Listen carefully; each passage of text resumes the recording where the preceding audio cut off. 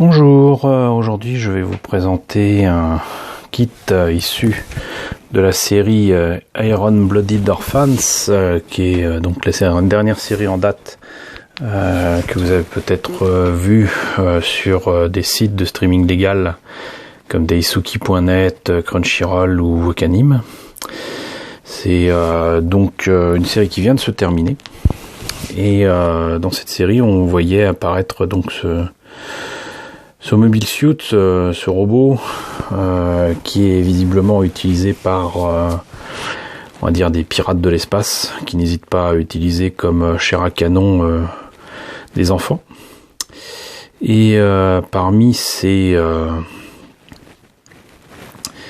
affreux Jojo se trouve donc ce barbu avec une cible sur la tête qui utilise un engin qui s'appelle le Hugo, donc Hugo, et qui me rappelle par bien des aspects deux mechas d'autres séries Gundam. Alors déjà l'aspect derrière là me rappelle les armes, les cimeterres qui sont utilisés dans Gundam Wing par le Sandrock, et pour le reste ça me rappelle un engin de Zeta Gundam, mais j'ai plus le nom sous la langue, mais bon, quoi qu'il en soit, donc ce Hugo a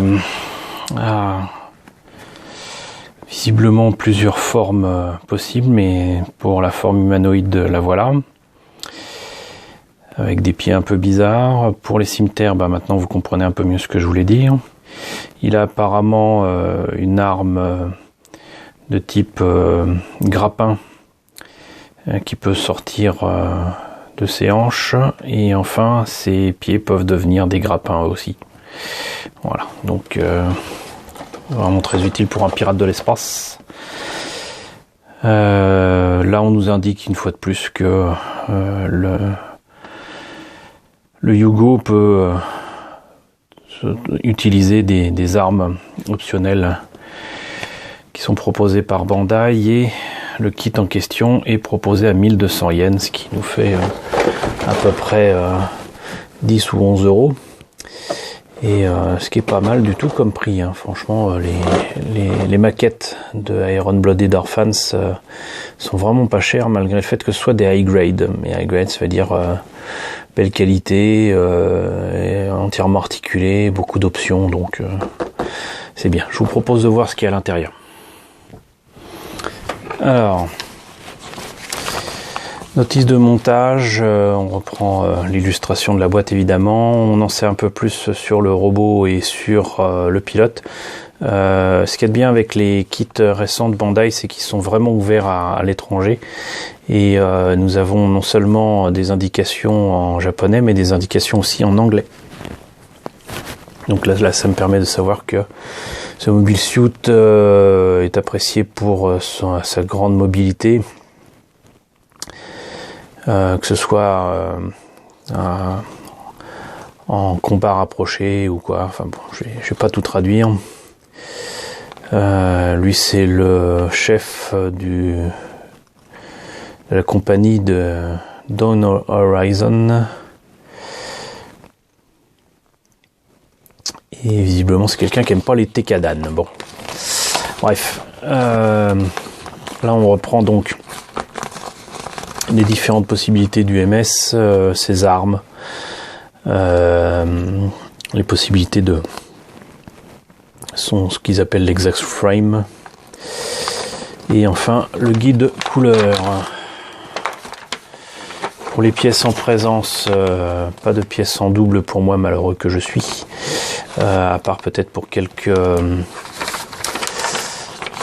polycaps pour les articulations. Alors, comme tous les MS d'Iron Blooded Orphans, c'est exactement la même structure à l'intérieur, donc la même chose pour le corps, le torse, ensuite le bras droit, le bras gauche, la tête, alouette, et les jambes qui sont un peu particulières mais qui restent avec la même structure.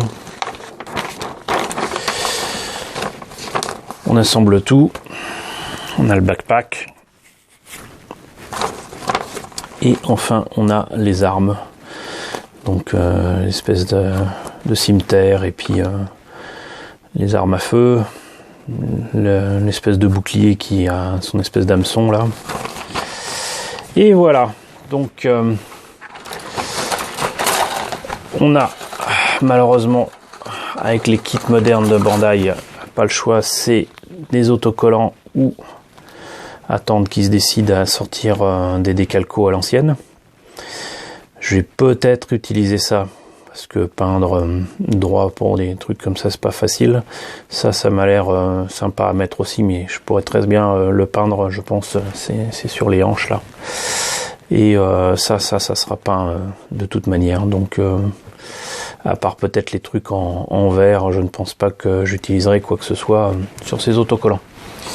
Les polycaps, donc la planche qui est absolument identique d'un MS d'Iron Blooded Orphans à un autre. Les pièces bleues de certaines pièces d'armure. Le cimetière qui prend une grappe entière. Alors c'est marrant parce que je me trompe peut-être, mais j'ai l'impression que c'est la même taille que les armes du Sandrock. Et enfin, la grappe avec les différentes couleurs. J'ai l'impression que le plastique d'ailleurs est beaucoup plus fort, beaucoup plus épais à ce niveau-là. C'est assez étrange. Et là, il y a des creux ici, je me demande bien pourquoi. Je me demande surtout s'il va falloir que je remplisse ça. Mais bon, ça sera des questions pour plus tard. Donc voilà. Ah, et évidemment, pour les grappins, il y a les fils qui vont bien et qui ne seront accrochés que si on fait la position avec les hameçons lancés. Voilà, donc c'était la présentation du Yugo. J'espère que ça vous a intéressé, que ça vous sera utile. Je vous rappelle que ce kit est disponible en France dans n'importe quelle boutique à un prix certainement sympathique. Je remercie au passage mes amis de Bandai de m'avoir envoyé ce kit à tester, à ouvrir pour vous. Et j'ai hâte de vous le présenter un jour monté et peint. N'hésitez pas à me dire ce que vous en pensez dans la section commentaires. N'hésitez pas à partager la vidéo. N'hésitez pas à vous abonner si ce n'est déjà fait. Et je vous dis à très bientôt pour la présentation de nouveaux kits Gundam.